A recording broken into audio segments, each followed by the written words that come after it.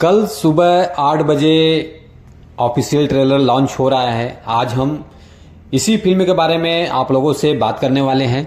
आप लोग वीडियो में बने रहिए। हेलो दोस्तों, कैसे हो आप लोग? उम्मीद करता हूँ स्वस्थ होंगे, मस्त होंगे। आज मैं आप लोगों के लिए फिर से एक और नया वीडियो लेकर आप लोगों के बीच में आ गया हूँ।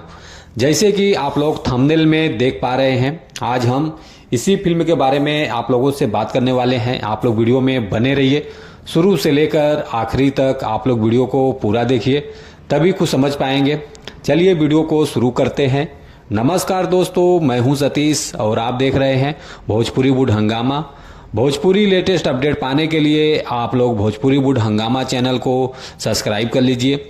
जो भी भोजपुरी गाने या भोजपुरी फिल्म रिलीज होते रहेंगे, आप लोगों को इस चैनल के माध्यम से देखने को, सुनने को, जानने को मिलेगा। आप लोग फुल सपोर्ट कीजिए भोजपुरी वुड हंगामा चैनल को। चलिए वीडियो को और आगे बढ़ाते हैं।